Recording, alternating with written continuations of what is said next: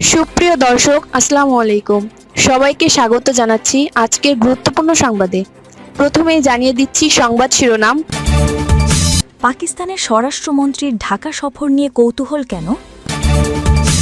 এদিকে জোরদার হচ্ছে বাংলাদেশ-পাকিস্তান সম্পর্ক। অপরদিকে গোয়ালন্দে মা মেয়ে হত্যাকাণ্ড, নেপথ্যে পরকীয়া এবং পদ্মায় পাওয়া যুবকের লাশ সেই ফোরকানের কিনা, যা বলছে পুলিশ। সবশেষে থাকছে এনসিপির ২২ নেতাকর্মীর একযোগে পদত্যাগ। শুনছিলেন সংবাদ শিরোনাম, এখন বিস্তারিত। তার আগে ছোট্ট একটি আবেদন, সত্য সংবাদ ছড়িয়ে দিতে আপনাদের একটি সাবস্ক্রাইব আমাদের জন্য অনেক বড় সমর্থন। লাইক ও কমেন্ট করে জানান। এখন চলুন বিস্তারিত দেখা যাক। সম্প্রতি ২ দিনের ঢাকা সফরে এসেছিলেন পাকিস্তানের স্বরাষ্ট্রমন্ত্রী ও ক্রিকেট বোর্ডের চেয়ারম্যান সৈয়দ মোহসিন রাজা নাকভি। কয়েকদিন ধরেই এই সফরকে ঘিরে সামাজিক যোগাযোগ মাধ্যমে বেশ আলোচনা চলছে। গত শুক্রবার ৮ মে ঢাকার মিরপুরে বাংলাদেশ-পাকিস্তান ক্রিকেট সিরিজের প্রথম টেস্ট খেলার দিন তিনি ঢাকায় পৌঁছান। শাহজালাল আন্তর্জাতিক বিমানবন্দরে তাকে স্বাগত জানিয়েছেন বাংলাদেশের পররাষ্ট্র সচিব আসাদ আলম সিয়াম ও ক্রিকেট বোর্ডের প্রধান নির্বাহী কর্মকর্তা নিজামুদ্দিন শিকদার। ওই দিনই বিকেলে ঢাকায় একটি ৫-তারা হোটেলে পাকিস্তানের স্বরাষ্ট্রমন্ত্রীর সঙ্গে সাক্ষাৎ করেন বাংলাদেশের স্বরাষ্ট্রমন্ত্রী সালাহউদ্দিন আহমেদ এবং পরদিন পররাষ্ট্র প্রতিমন্ত্রী শামা ওবায়েদ। এ সময় দুই দেশের মধ্যে মাদকদ্রব্য ও সাইকোট্রপিক উপাদানের অবৈধ পাচার ও অপব্যবহার রোধে একটি সমঝোতা স্মারক বা এমওইউ স্বাক্ষরিত হয়েছে। পাকিস্তান ও বাংলাদেশের স্বরাষ্ট্রমন্ত্রীরা নিজ নিজ দেশের পক্ষে এই চুক্তিতে স্বাক্ষর করেন। আন্তর্জাতিক সম্পর্ক বিশ্লেষকরা মনে করছেন, পাকিস্তানের স্বরাষ্ট্রমন্ত্রী সৈয়দ মোহসিন রাজা নাকভির এই ঢাকা সফর আঞ্চলিক ভূ-রাজনীতিতে অত্যন্ত তাৎপর্যপূর্ণ।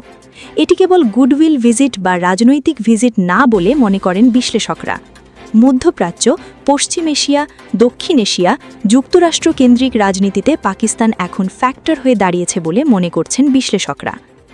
বাংলাদেশ ইউনিভার্সিটি অফ প্রফেশনালসের অধ্যাপক সাহাব এনাম খানের মতে, পাকিস্তানের স্বরাষ্ট্রমন্ত্রীর এই সফর খুবই গুরুত্বপূর্ণ, কারণ ইরান যুদ্ধকে কেন্দ্র করে আঞ্চলিক রাজনীতিতে পাকিস্তান এখন ফ্যাক্টর হয়ে দাঁড়িয়েছে। তিনি বলেন, পরিবর্তিত পরিস্থিতি, যেখানে মিডল ইস্ট, ইরান, চীন এবং মার্কিন যুক্তরাষ্ট্রকে কেন্দ্র করে নতুন যে ভূকৌশলগত অবস্থান তৈরি হয়েছে দক্ষিণ এশিয়ার রাজনীতিতে, সেটাও বাংলাদেশের জন্য গুরুত্বপূর্ণ। সুতরাং সব দিক মিলিয়ে পাকিস্তানের সঙ্গে বাংলাদেশের সম্পর্ক স্বাভাবিকীকরণ করাটা অর্থনীতি ও স্থিতিশীলতার দিক থেকে দেখা প্রয়োজন।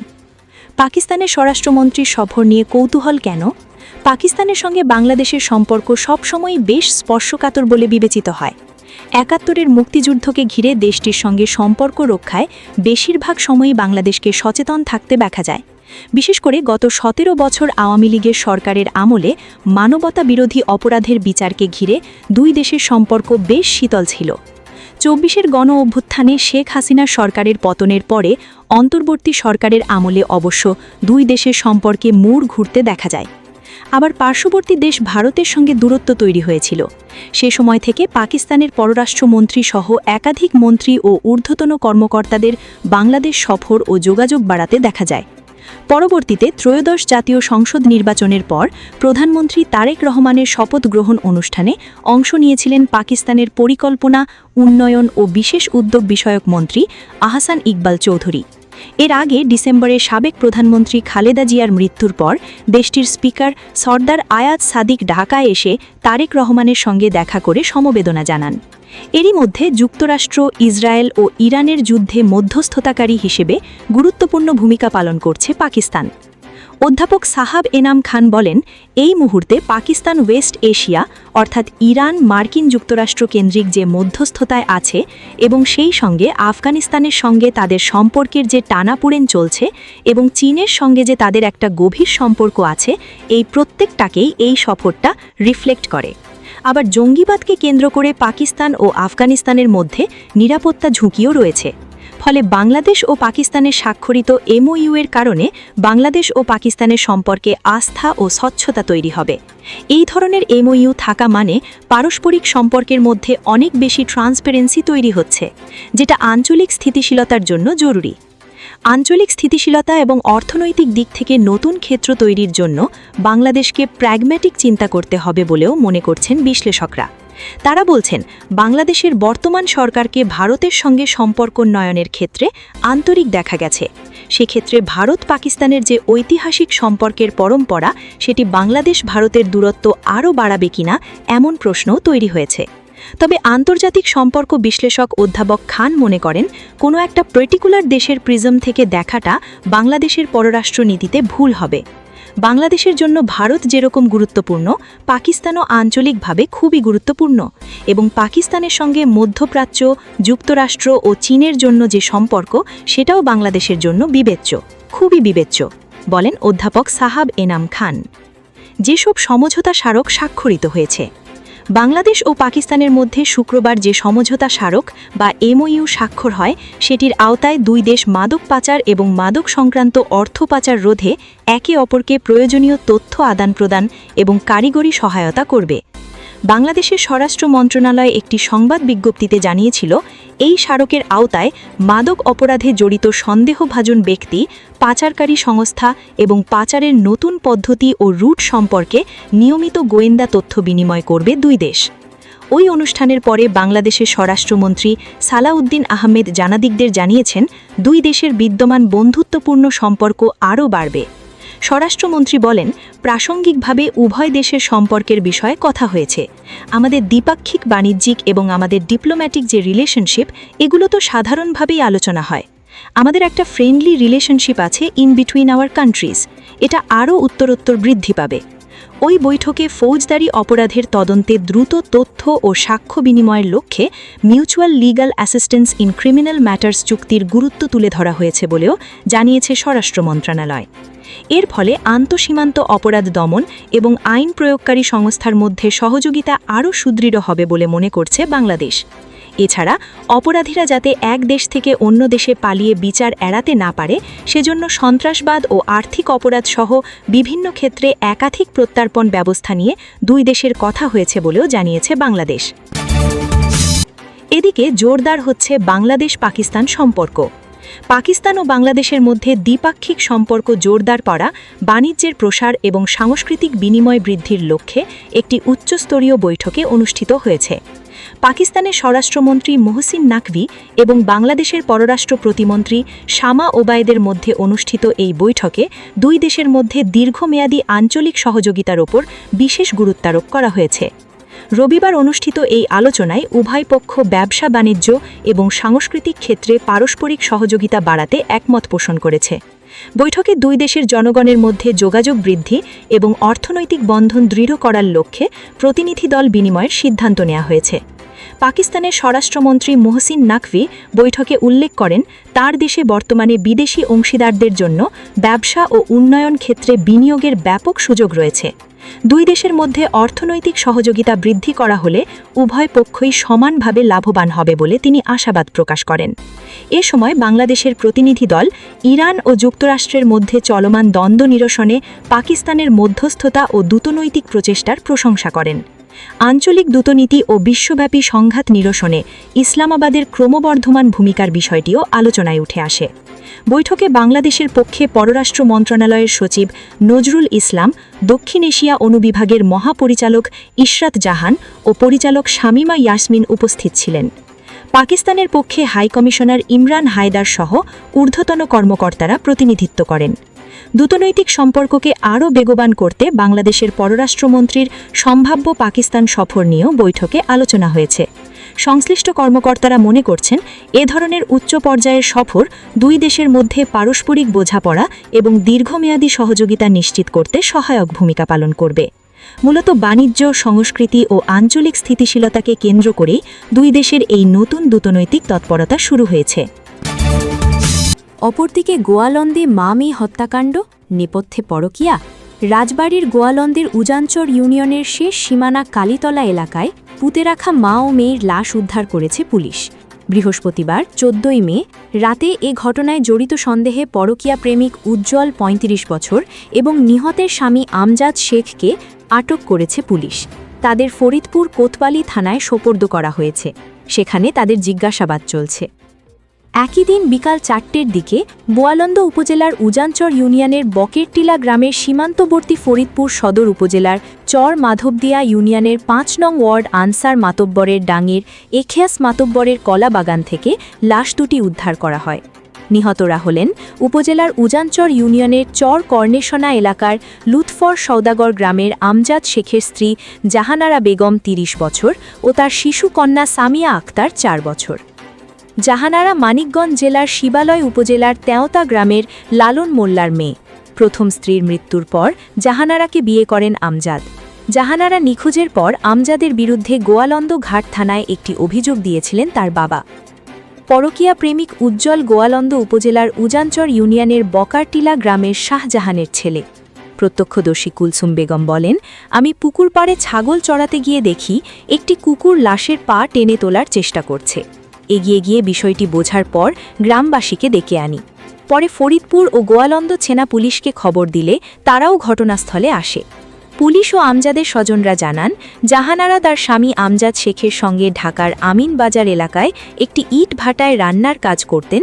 সেখানে শ্রমিক উজ্জ্বলের সঙ্গে প্রেমের সম্পর্কে জড়িয়ে পড়েন তিনি। বিষয়টি নিয়ে কয়েকবার সালিশও হয়। আমজাদ বিষয়টি নিয়ে উজ্জ্বলকে মারধরও করেন। বৃহস্পতিবার বিকালে আলাপকালে আমজাদ শেখ যুগান্তরকে জানান, এক ফুফতো ভাইয়ের দোয়ার অনুষ্ঠানে যোগ দিতে তারা 4 মেয়ে গ্রামের বাড়িতে আসেন। অনুষ্ঠান শেষে ফেরার পথে তার স্ত্রী চর দৌলতদিয়া হামেদ মৃধার হাটে ওষুধ কেনার কথা বলে মেয়েকে নিয়ে থেকে যায় এবং আমাদের বাড়ির দিকে আগাতে বলে। তিনি বলেন, আমি বাড়িতে পৌঁছে তাকে ফোন দিলেও বন্ধ পাই। ওই দিন বিকাল থেকে তারা নিখোঁজ। 2 দিন বিভিন্ন স্থানে খোঁজার পর না পেয়ে 6 মে গোয়ালন্দ ঘাট থানায় একটি লিখিত অভিযোগ দায়ের করি। এরপর বৃহস্পতিবার 14 মে বিকালে হঠাৎ করে ফেসবুকে দেখতে পাই এক নারী ও শিশুর লাশ উদ্ধারের ঘটনা। এরপর ঘটনাস্থলে ছুটে গিয়ে আমার স্ত্রী কন্যাকে শনাক্ত করি। আমজাদ অভিযোগ করে বলেন, উজ্জ্বল আমিনবাজারে বিচারের ঘটনায় ক্ষিপ্ত ছিলেন। তিনি কৌশলে আমার স্ত্রী সন্তানকে বাড়ি থেকে এখানে এনে নির্মমভাবে হত্যা করেছেন। আমজাদ শেখের বাবা রব শেখ কান্না জড়িত কণ্ঠে বলেন, আমার ছেলের বউ ও আদরের নাতনিকে যে বা যারা হত্যা করেছে তাদের গ্রেপ্তার করে কঠিন শাস্তি দাবি করছি। দৌলতদিয়া ইউনিয়ন পরিষদের সাবেক সদস্য জামাল মোল্লা জানান, আমজাদ ইটের ভাটায় কাজ করতেন। মাঝে মাঝে জাহানারাও সেখানে যেতেন। ইট ভাটায় উজ্জ্বল নামের এক ছেলের সঙ্গে ঘনিষ্ঠতাকে কেন্দ্র করে উভয় পক্ষের মধ্যে ঝামেলাও হয়েছিল। তিনি জানান, লাশ উদ্ধারের স্থানের কাছেই সেই যুবকের বাড়ি। এই ঘটনার সঙ্গে উজ্জ্বলের সম্পৃক্ততা আছে কিনা খতিয়ে দেখা দরকার। এ বিষয়ে ফরিদপুর কোতবালি থানার পরিদর্শক তদন্ত মোহাম্মদ আবদুল্লাহ জানান, তারা লাশ উদ্ধার করে ময়না তদন্তের জন্য ফরিদপুর মেডিকেল কলেজ হাসপাতালের মর্গে পাঠিয়েছে। এ ঘটনায় জিজ্ঞাসাবাদের জন্য নিহত নারীর স্বামী আমজাদ শেখ এবং উজ্জ্বল নামের এক যুবককে আটক করা হয়েছে। তাদের প্রাথমিক জিজ্ঞাসাবাদে পরকীয়া প্রেমের বিষয়টি অনেকটাই নিশ্চিত হওয়া গেছে। এ বিষয়ে কোতওয়ালি থানায় হত্যা মামলা দায়েরের প্রস্তুতি চলছে। এবং পদ্মায় পাওয়া যুবকের লাশ সেই ফোরকানের কিনা, যা বলছে পুলিশ। পদ্মা নদী থেকে এক যুবকের লাশ উদ্ধার করা হয়েছে। ওই লাশ গাজীপুরের কাপাসিয়ায় স্ত্রী সন্তানসহ 5 জনকে গলা কেটে হত্যার প্রধান অভিযুক্ত ফোরকান মিয়ার লাশ বলে ধারণা করা হচ্ছে। তবে পুলিশ বলছে, ডিএনএ টেস্টের পর লাশের পরিচয় সঠিকভাবে শনাক্ত করা যাবে। বৃহস্পতিবার বিকাল 3:30টার দিকে এক সাংবাদিক সম্মেলনে গাজীপুর জেলা পুলিশ সুপার শরীফুদ্দিন জানান, একটা ফুটেজে দেখা গেছে পদ্মা সেতুর উপর এক লোক দাঁড়িয়েছিলেন। কিছুক্ষণ পর তিনি নদীতে ঝাঁপ দেন। তার সঙ্গে একটা ব্যাগ ও কাপড় চোপড় ছিল। পুলিশ সুপার বলেন, তবে তিনি ফোরকান কিনা নিশ্চিত নন। ডিএনএ টেস্টের পর লাশের পরিচয় সঠিকভাবে শনাক্ত করা যাবে। তিনি জানান, পদ্মা সেতুর ওপর থেকে ফোরকানের ব্যাগ ও কাপড় চোপড় উদ্ধার করেছে পুলিশের অপরাধ তদন্ত বিভাগ সিআইডি। এছাড়া এক লোকের কাছ থেকে ফোরকানের মোবাইল ফোন উদ্ধার করেছে পুলিশ। মোবাইল পাওয়া ব্যক্তি জানিয়েছেন, তিনি পদ্মা সেতুর ওপর মোবাইলটি পেয়েছেন। প্রাথমিকভাবে ধারণা করা হচ্ছে, নৃশংস ওই হত্যাকাণ্ডের পর ফোরকান সেতু থেকে নদীতে ঝাঁপ দিয়ে আত্মহত্যা করেছেন। 5 খুনের ঘটনার পর থেকেই ফোরকান পলাতক ছিলেন। তাকে গ্রেপ্তারে আইন শৃঙ্খলা রক্ষাকারী বাহিনীর একাধিক দল কাজ করছিল। এর মধ্যে পদ্মা সেতুর ওপর একটি ব্যাগ ও কিছু কাপড় পরিত্যক্ত অবস্থায় উদ্ধার করে সিআইডি। পরে যাচাই বাছাই করে জানা যায় সেগুলো পলাতক ফোরকানের। পরবর্তীতে বৃহস্পতিবার পদ্মা নদী থেকে তার ভাসমান লাশ উদ্ধার করা হয়। এর আগে শুক্রবার ৮ মে রাতে কাপাসিয়া উপজেলার রাউতকোলা গ্রামে প্রবাসী মনির হোসেনের ভাড়া বাড়িতে ফোরকানের স্ত্রী শারমিন ৩ মেয়ে মিম ১৫, মারিয়া ৮ ও ফারিয়া ২ বছর এবং শালক রসুল মিয়াকে গলা কেটে হত্যা করা হয়। পেশায় প্রাইভেট কার চালক ফোরকান মিয়া বছরখানেক আগে রাউতকোনা গ্রামের ওই বাড়ির নিচতলা ভাড়া নেন। তার গ্রামের বাড়ি গোপালগঞ্জ সদরের মেরি গোপীনাথপুরে। বাবার নাম আতিয়ার রহমান মোল্লা। হত্যাকাণ্ডের পরদিন শনিবার সকাল 6:30টার দিকে ফোরকান তার ছোট ভাইয়ের স্ত্রী রাশেদাকে ফোন করে জানান তিনি ৫ জনকে হত্যা করে পালিয়ে যাচ্ছেন। এরপর প্রতিবেশীরা ওই বাড়িতে গিয়ে বীভৎস দৃশ্য দেখতে পান। ঘরের মেঝেতে ৩ শিশুকন্যার গলা কাটা লাশ পাশাপাশি পড়েছিল। মা শারমিনের লাশ জানালার গ্রিলে হাত মুখ বাঁধা অবস্থায় ঝুলছিল এবং শালক রসুল মিয়ার লাশ বিছানার ওপর পড়েছিল। খবর পেয়ে দ্রুত ঘটনাস্থলে ছুটে আসেন নিহতদের স্বজনরা। ঘটনাস্থল থেকে দেশীয় মদের খালি বোতল, রান্না করা পায়েস ও কোকাকোলার বোতল উদ্ধার করা হয়েছিল। ঘটনার দিন লাশের পাশে কিছু প্রিন্ট করা কাগজ পড়ে থাকতে দেখেছিল আইন শৃঙ্খলা রক্ষাকারী বাহিনী। ওই কাগজের সূত্র ধরে পুলিশ জানতে পারে ফোরকান হোসেন এর আগে তার স্ত্রীর বিরুদ্ধে থানায় ১০ লাখ টাকা আত্মসাতের একটি অভিযোগ করেছিলেন। একই সঙ্গে ওই অভিযোগপত্রে স্ত্রীর পরকীয়ার বিষয়টিও উল্লেখ করেছিলেন তিনি। প্রাথমিকভাবে পুলিশের ধারণা ছিল পারিবারিক কলহ ও পরকীয়ার জেরেই ফোরকান এ ঘটনা ঘটিয়েছিলেন। চাঞ্চল্যকর এই ঘটনায় জড়িত সন্দেহে জিজ্ঞাসাবাদের জন্য আগেই ২ জনকে আটক করেছিল পুলিশ। সবশেষে থাকছে এনসিপির ২২ নেতাকর্মীর একযোগে পদত্যাগ। জাতীয় নাগরিক পার্টির এনসিপির সদ্য ঘোষিত চট্টগ্রাম মহানগর আহ্বায়ক কমিটি থেকে একযোগে ২২ নেতাকর্মী পদত্যাগ করেছেন। তাদের মধ্যে একাধিক যুগ্ম আহ্বায়ক, যুগ্ম সদস্য সচিব, সহ সাংগঠনিক সম্পাদক ও সদস্য রয়েছেন। শুক্রবার সকালে পদত্যাগের বিষয়টি নিশ্চিত করেছেন বর্তমান কমিটির দফতর সম্পাদক মোহাম্মদ রাফসান জানি রিয়াজ। বৃহস্পতিবার মীর মোহাম্মদ শোয়েবকে আহ্বায়ক এবং আরিফ মঈনুদ্দিনকে সদস্য সচিব করে ১৬৮ সদস্য বিশিষ্ট এ কমিটি ঘোষণা করা হয়। পদত্যাগী নেতাদের অভিযোগ, কমিটিতে অযোগ্য ও বিতর্কিত ব্যক্তিদের গুরুত্বপূর্ণ পদে রাখা হয়েছে। পাশাপাশি কয়েকজন দায়িত্বশীল নেতার বিরুদ্ধে চাঁদাবাজি, টাকার বিনিময়ে পদ বাণিজ্য, নারী কেলেঙ্কারি ও মামলা বাণিজ্যের মাধ্যমে অর্থ উপার্জনের মতো গুরুতর অভিযোগ তুলেছেন তারা। পদত্যাগী দফতর সম্পাদক রাফসান জানি রিয়াজ বলেন, দলের জন্য যারা নিবেদিত প্রাণ ও ত্যাগী তাদের মূল্যায়ন করা হয়নি। আমরা এই কমিটির পুনর্মূল্যায়ন চাই। আমরা কেন্দ্রীয় আহ্বায়ক নাহিদ ইসলামকে বিষয়টি জানাব। পদত্যাগ করা সহ সাংগঠনিক সম্পাদক হুজ্জাতুল্লাহ সাঈদ বলেন, আদর্শ, নৈতিকতা ও স্বচ্ছ রাজনৈতিক চর্চার প্রত্যাশা থেকে আমরা এনসিপির রাজনীতির সঙ্গে যুক্ত হয়েছিলাম। কিন্তু সাম্প্রতিক কমিটি গঠন ও বিভিন্ন অনৈতিক কর্মকাণ্ডে আমরা হতাশ। রাজনৈতিক সংগঠনের দুর্নীতি ও ব্যক্তি স্বার্থের চর্চা গ্রহণযোগ্য নয়। ভবিষ্যতেও তারা জনস্বার্থ, ন্যায় বিচার ও স্বচ্ছ রাজনৈতিক সংস্কৃতির পক্ষে কাজ করবেন, তারা জানান। পদত্যাগ করা নেতাকর্মীদের মধ্যে আছেন সৈয়দ এহসানুল হক, যুগ্ম আহ্বায়ক, কামরুল কায়েস, যুগ্ম আহ্বায়ক, মোহাম্মদ সরোয়ার আলম, যুগ্ম সদস্য সচিব, হমিদুল ইসলাম, যুগ্ম সদস্য সচিব, বদিম আলম, যুগ্ম সদস্য সচিব, মোহাম্মদ সরোয়ার আলম, যুগ্ম সদস্য সচিব, ইকবাল মাসুদ, যুগ্ম সদস্য সচিব, রকিবুল ইসলাম, সিনিয়র সাংগঠনিক সম্পাদক, ডাক্তার মাহতাবউদ্দিন আহমেদ, সহ সাংগঠনিক সম্পাদক, হুজ্জাতুল্লাহ সাঈদ, সহ সাংগঠনিক সম্পাদক, সুফি মোহাম্মদ মিনহাজ, সহ সাংগঠনিক সম্পাদক, মোহাম্মদ কারিউল মৌলা, সহ সাংগঠনিক সম্পাদক, মোহাম্মদ আকরাম হোসেন, সহ সাংগঠনিক সম্পাদক, মুশারফ হোসেন রবিন, সহ সাংগঠনিক সম্পাদক, নুরুদ্দিন অপসার সাইবান, সহ সাংগঠনিক সম্পাদক, মোস্তাফা রাশেদ অজগর, সহ সাংগঠনিক সম্পাদক, মোহাম্মদ রাফসান জানি রিয়াজ, দফতর সম্পাদক, মোহাম্মদ বেলাল হোসেন, সহ প্রচার ও প্রকাশনা সম্পাদক, মোহাম্মদ ওমর সাঈদ, সদস্য এবং তাহজিব চৌধুরী, সদস্য।